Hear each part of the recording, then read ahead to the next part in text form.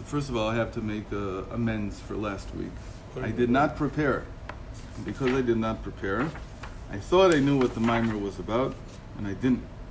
So the Shabbos, I fixed it. I taught the mimer again, this time the correct way. So hopefully I'll, you know what, let's dedicate just today to fix last week's mimer.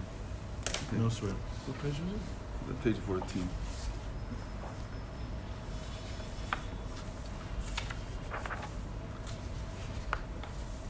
I didn't do the legwork, and the legwork is always opening up the back and seeing their very important notes.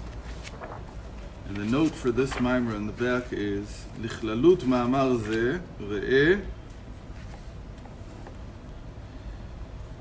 דיבור המתחיל כל המעריך באחד, מאמרי אדום הרזקן על מאמרי רז"ל, עמוד כ"ב ואילך. So the Alter Rebbe has, there's a book that was found that had Maimarim, just general Maimarim on Chazal. And there the Maimar is on Kol HaMa'arich Be'echad Ma'arichim Yamav V'Shnotav. That a person who says Echad in Shema in length receives a long life. Or has it like Avram Zaken Baba Yamim, that all his days were long. So what does this have anything to do with the pasuk that we read from Bereshis? Yaval Yavi Yoshev Oel Mikne. The Yaval was the father of all those who dwell in tents and have cattle. Yoshem Achiv Yuval Yavi Kotofes Kino Bugav. In the name of his brother Yuval, he was the father of all those who played musical instruments. I guess call it a lyre or a violin. It's not really a violin. Vugav, and some kind of wind instrument. So the connection is, and this is something you can't pick up because this is such an abbreviated form of the original mimer that it's almost impossible to pick it up. We sort of picked up pieces of it, but not the main idea. That he said here that you needed both bitul and a bracha. That you needed both some kind of nullification and some kind of blessing in order to elevate to a higher state. So really what he means is he means two levels of bitul. That's how it comes out in the longer mimer.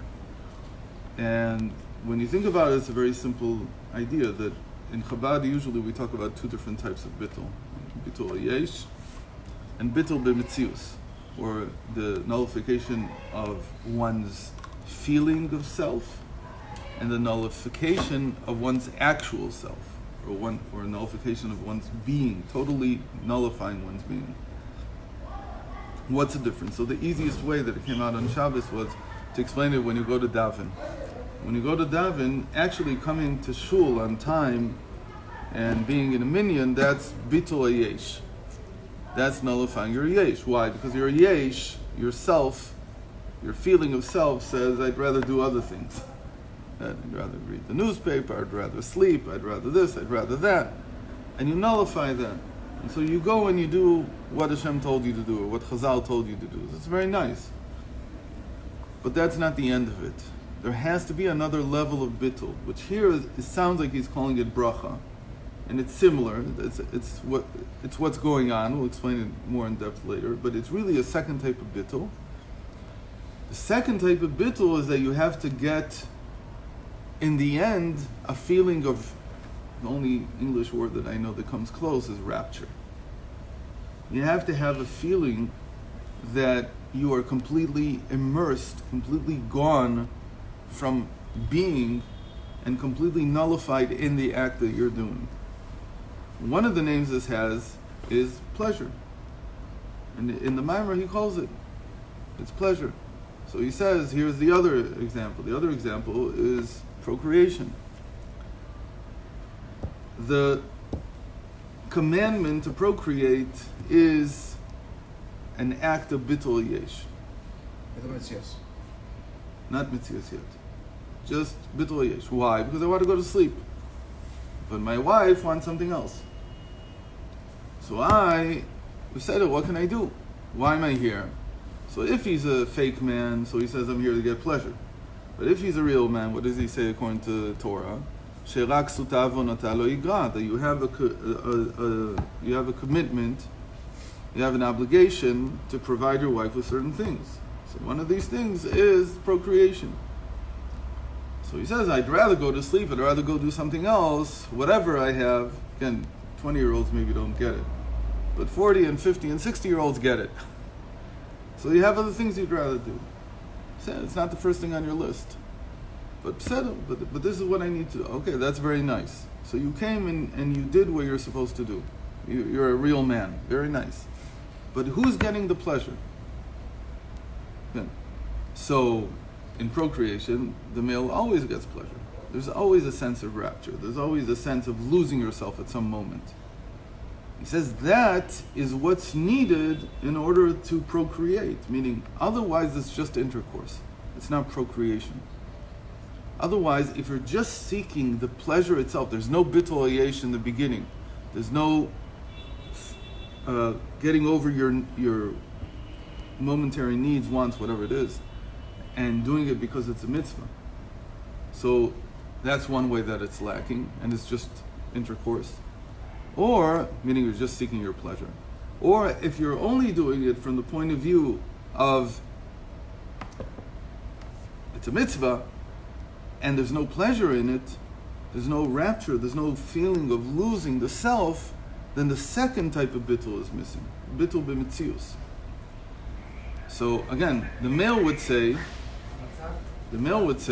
I would think that I always get pleasure. I always get the second type of pleasure. This is not that simple. The real type of pleasure that you're supposed to do is of the form of the first type of pleasure. What was the first type of pleasure? The first type of bitul. The first type of bitul was that I'm mevatel myself. So the pleasure.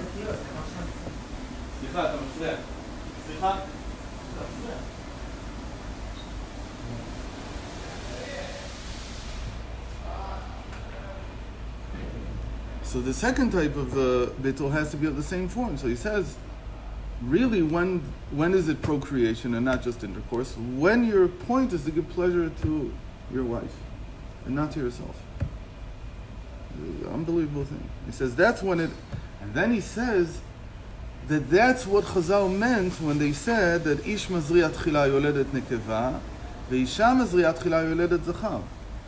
Which doesn't make sense a little, because what was their picture, the philosophical picture of intercourse, of procreation? They thought that the male has a seed and the female has a seed, which is true. We don't call them seeds today. We call them an ovum and a sperm.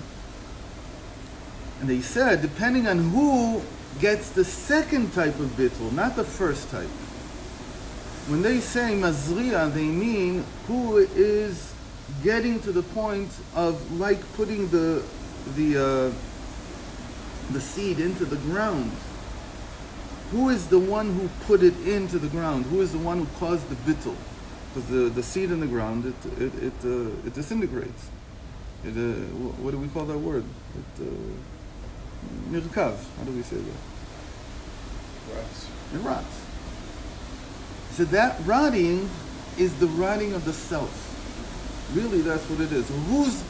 Who here lost himself first? If the woman lost herself, she will give birth to a male. Why?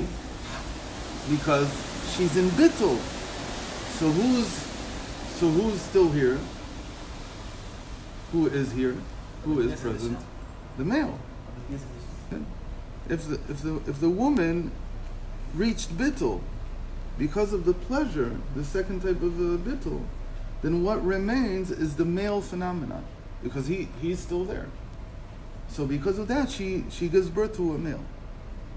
Meaning that what he's giving is still intact. But if he reaches his pleasure first, so what did he do to his seed, as it were? It disappeared. So what is she going to give birth to? What remains, which is her seed. That was their thinking. You following? You look like you're like in shock. No, I'm listening very carefully. In shock. This is shocking, no? It's shocking because it's a statement from Chazal that everybody ridicules. Today they ridicule it. They say, what are you talking about? There's no such thing. But he's not talking. But he says Chazal are not talking about the physical mechanism ever. They're almost never talking about the physical mechanism. They don't really care. Is it this? They're talking about the essence of the point. How in physical it happens, we don't know why. Today we say that there's a male sperm and a female sperm, right? An X or a Y, and we don't know why one catches and the other doesn't. We don't know what the mechanism is. We have no idea why this sperm makes it first and that sperm makes it last. We don't know. So the mechanism is not important. The point is what happened during the procreation. So let's take it back to going to shul. So if you go to shul, it's not enough to come. Somebody has to get pleasure here. So who's getting pleasure? Am I getting pleasure from the davening, or is Hashem getting pleasure from the davening? Somebody has to have the second level of bitul. How is it in korbanos, which is the example that he gives here? That bringing the korban, bringing the sacrifice itself, that's the act of bitul yesh. Because I'd rather do something else right now. Okay? What is causing the second level of bitul, the pleasure? The shira of the Levim, the song of the Levim, which elevates both the one hearing it, meaning me bringing the korban, and the Shem, it says. Because this is something I didn't think about before. The Levim, why are they so poor? They were always the poorest tribe in Am Yisrael. Why? Because the Kohanim, they come twice a year to the Beis HaMikdash. They stock up on meat, or they eat a lot. They stock up in their bellies, but they get all the trimmings. They get the leather, the hides. They became very rich from it. That's why the whole problem in Bais Shemi with the tzdukim. The tzdukim were Kohanim because they were corrupt. And they used to stock the meat. They didn't just eat it when they were supposed to. They used to take it and sell it. So theoretically, there's all kinds of heterin that they found. But in general, they did things they weren't supposed to do. But they became very corrupt. And they became very wealthy. Because they used to say, well, if you want to bring this kind of a korban, you have to pay me to be the first on the right. Like every bureaucracy. If you want to get first in line, you don't want to wait all day in the Beis HaMikdash to give one korban. So you have to come to me. Anyway, so the Kohanim got very rich, but the Levim, what do they get for their work? What do? They come to sing. They come to play their musical instruments. They come to open and close the gates. What do they get for it? Nothing. Nothing. They come mamish voluntarily. So the Levi, he's always in a state of bitul. That's the source of the pasuk. That's what the pasuk v'avad levihu means. That the Levi is always in a state of looking at Hashem's reisha de'ayin, it's called. Who there is reisha de'ayin? It's the pleasure. So he's always in touch with what causes Hashem pleasure. So going back to me coming to shul. So I came to shul, it's very nice. And now the question is, who's going to make a second level of bitul here?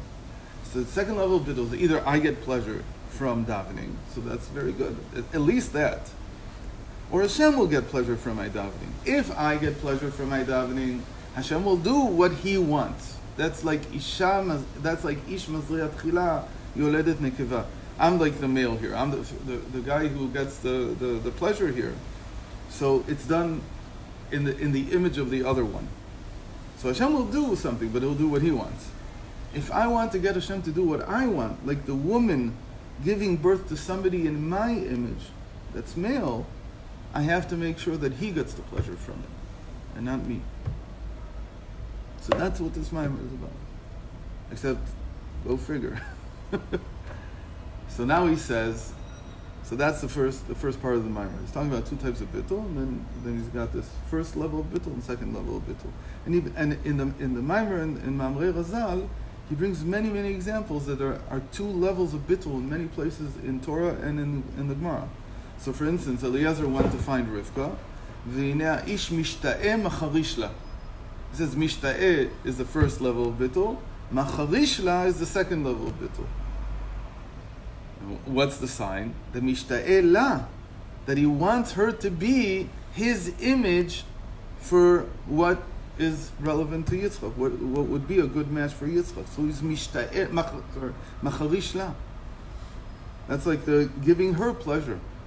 How is it that he's giving her pleasure? Mishta'eh is he's waiting. He'd rather go look, right? Avram sent him to go look for a bride. So what does he do? He sits by the well and he waits. So that's very difficult to do. That's bitul yesh. Because what would he rather do? Go to the shadchan, go find somebody, go to Lavan's family, go to Betul's family, go find her. So he sits there by the well waiting. That's his bitul yesh. Macharish la is he already sees Rivka. He sees somebody here that's starting to answer what he needs. But macharish la, he's silent when he sees her working. He says, "I'm not going to get involved. Give her the pleasure of watering my camels and giving me water and telling me that you're welcome to stay with us and so on." It's an amazing thing. And so then she's born. It says like that. At that moment, she was born again. She was born as Yitzchak's wife. Before that, she wasn't worthy. But he made her into Yitzchak's wife through that process.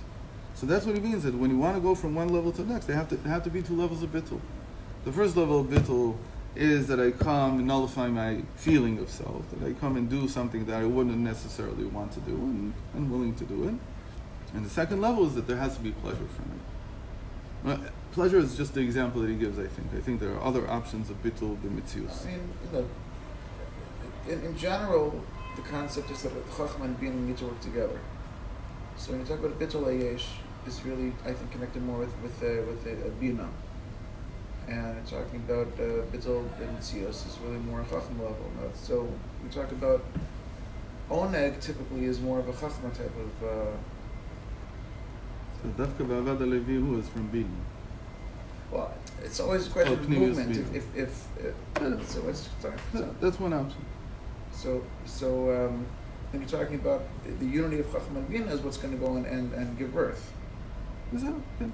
That's one way. So you need so for Hiskalus you need to have Hiskalus of both. So he has a similar mimer when he's talking about Yosef and his brothers. So he says that Yosef and his brothers also have this relationship.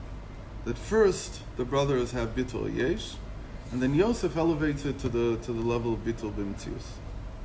And so he talks about it there. He talks similar to what you just said, that the bitul yesh is in bia, bria yitzira asiyah. It's nullifying the regular world, my duties, my whatever I need to do, and bitul b'mitzius is in atzilus. So there would be like chachma and bina. So there's other examples. The second part, which I took in a different direction entirely, I had to reread the whole thing. And mamish, it's related to what we talked about music, but I didn't say it the right way. I just explained it as shir pashut, shir kafun, shir mishulash, shir merubah, as 4 levels of musical instruments. But what he means is something much more complex. He doesn't in the mimer there. He didn't mention music, but it's still relevant. This example. There's another example that I'll give two examples.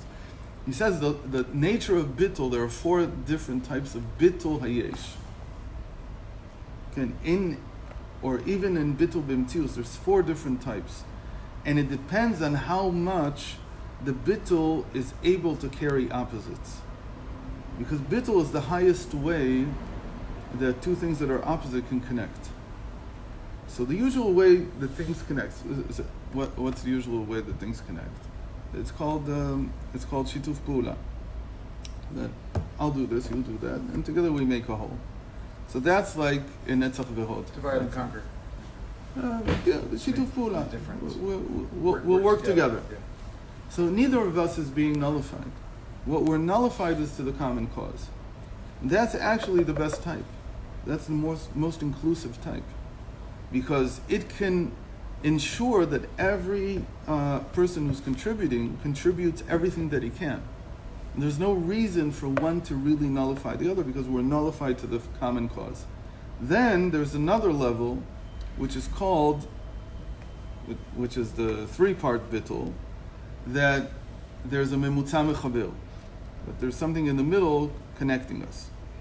So usually the example for that is that Michal and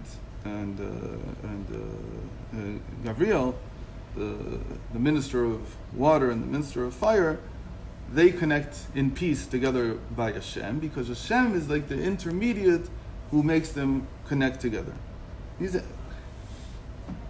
How does he make them connect together? He shows them that you actually have something in common with one another. What is that? That really everything is inter-included. So even fire has an element of water in it, and even water has an element of fire. Why? Because we're not talking about ideal elements. We're talking about creations, and creations are always composite. So you see what you see on the outside, but there's also an internal part. So if I tell a husband and a wife, look, you're a male, but you have also femininity in you, and you're feminine, but you have masculinity in you.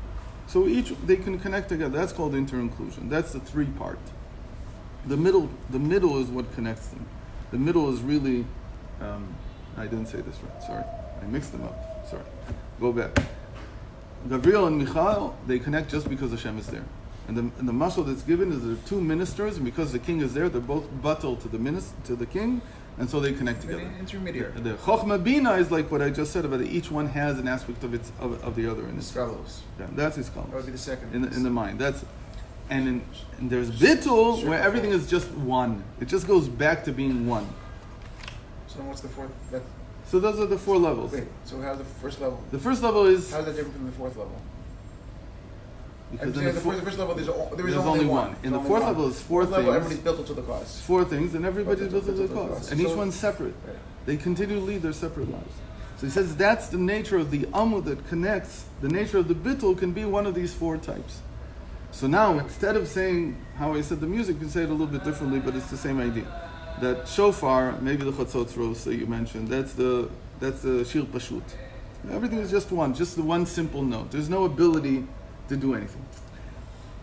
In the chokhmah bina, which is the bitul, the second type of bitul, which is shir kaful, there the bitul is such that really we each have a part of the other in us.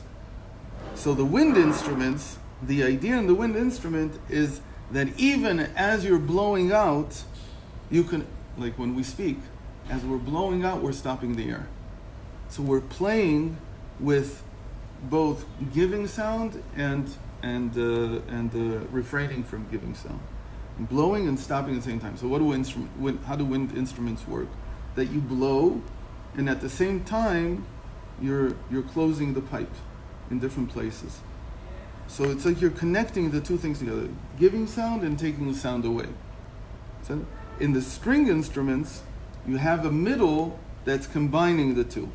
So really you're both the two ends of the string, they're what's holding, they're the Michal and Gabriel, but what's important is the middle, which is where you're making the sound. What about the percussion? So the percussion, they don't cancel each other out at all. When you have like a modern drum set, so you've got the cymbals, and you've got the snare, and you've got the bass, and you've got the, what do they call the ones?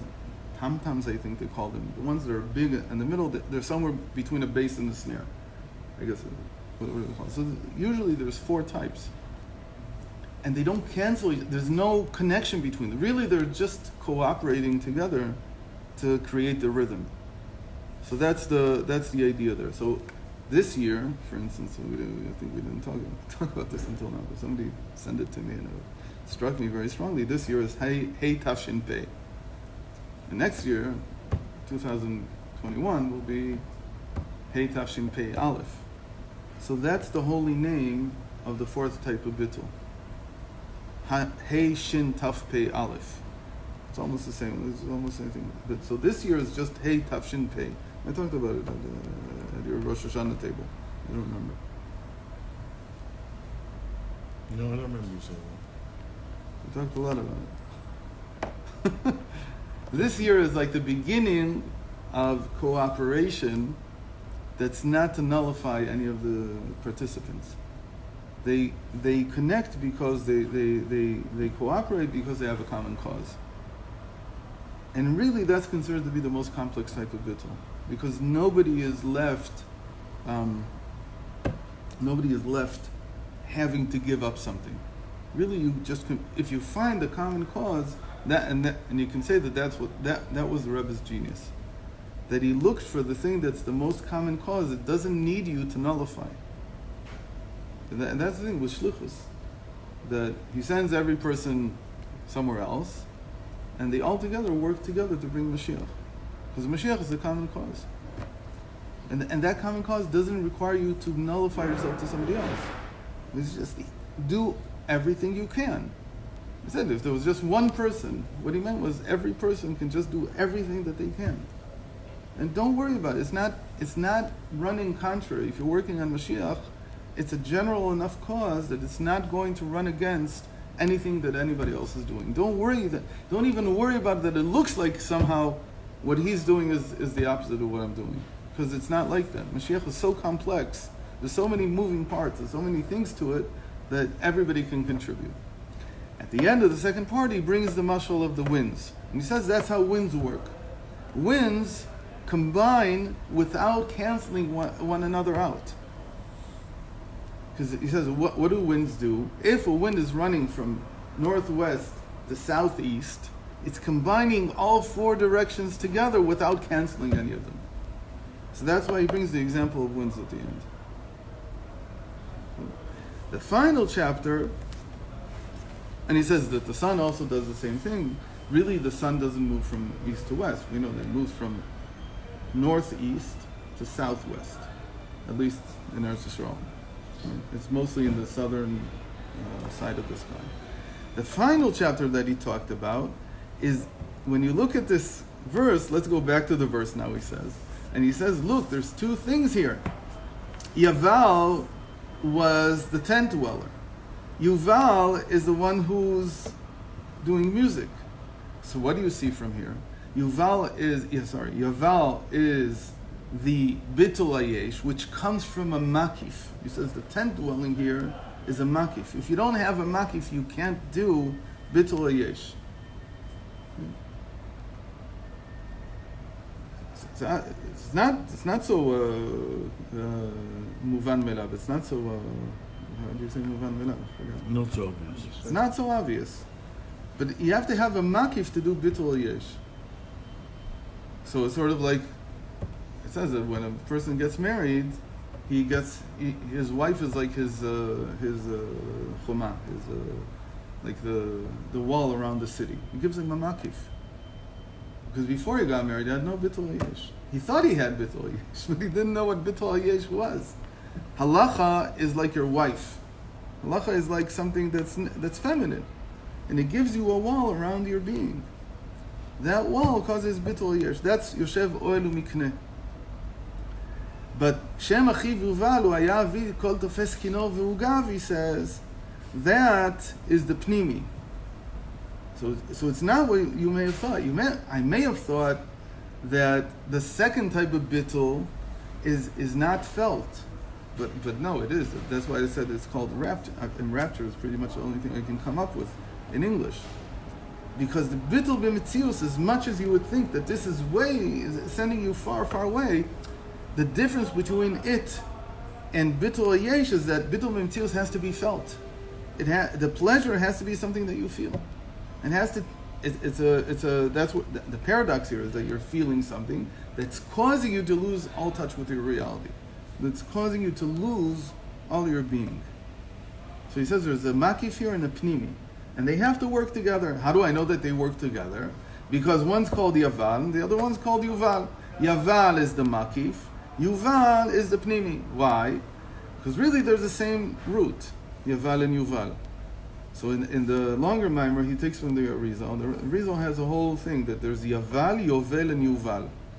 But because the Arizal was written without Nikud, so there's two different, in the Mefarshim of the Arizal, there's two different explanations how to read this. Is it Yaval, Yovel, Yuval, or is it Yaval, Yuval, Yovel? Which one? Why? The whole thing here is Bina. That's what he says in the end. The whole thing is, we're all talking here about Bina, because Yaval is the infinitive form. It's like the root, the three-letter root. The Yovel is 50, so it's Bina. The Yovel itself is not 50, but so we say that it is. It's 48. But the whole thing of Yaval is related to Bina.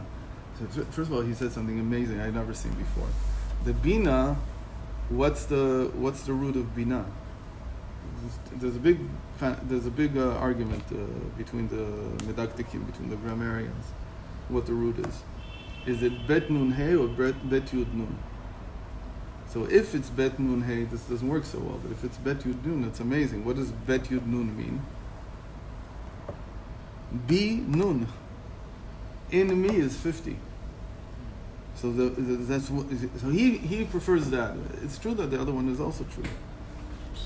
It says Vayiven Hashem Elokim et hatzela mikan shebina yetera nitna ba'isha. So everybody who knows anything about diktuk says, here's an example of Chazal mixing up roots.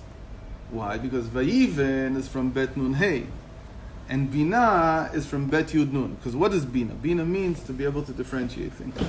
להבחין בין דבר לדבר, מבין דבר מתוך דבר. So it's having two things. I know the difference between them, and I begin to think about them. So, in any case, the being is certain, but according to Chazal, they're very related, these two roots.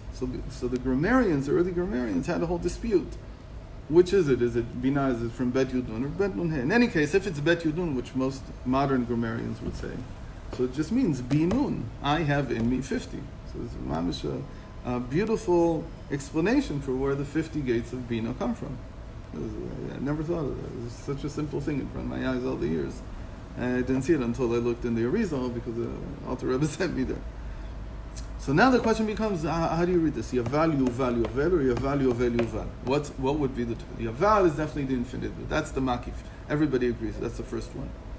Now the Yovel and Yuval is a question of which is which. Both of them mean the same thing. Lehovil, they both mean to draw something in a certain direction. The vav. The question is... The addition of the vav is hamshach. Yeah, is the hamshach. So the Arizal says there, but you can't make up your mind. He says it's written in such a way, it's almost like the Rechu wrote it in such a way that you wouldn't be able to decide which is which. It's almost like on purpose. I still have to think about this. But he writes that there's the Yovel with a cholam, and the Yuval has a mlapum, they used to call it. We call it a kubutz, or we call it it's not a shuruk. Shuruk is usually the three dots. With the dot in the middle. But the dot in the middle is a mlapum. That's the real name. Mlapum, to fill your mouth with a point. What's the difference? It says very simply. When it's a cholam, that's the bina in the mind, because it's above the vav. So it's how the bina is in the intellect. When it's inside the vav, so that's the midos. That's the bina coming down. So Yuval, whether you read it, afterward there's Tuval Kain, who's also related. There's no Yovel, we don't see a Yovel. So it would seem that Yovel, when the Torah talks about Jubilee, Yovel, that's in the intellect. And Yuval would be how it is in the heart, how the bina comes down to the heart. So that would be the sense of bitul inside the person's heart. So that's what this article is about. Well, different mind. Different mind altogether. Some of the pieces were there, but until I saw this is Shonais the Shabbos, it didn't fit. So when I shot a Rabbi, they're Chabaz Makbid on who at ho. Again. Everybody else is ho. People say, huh? Every other. Listen.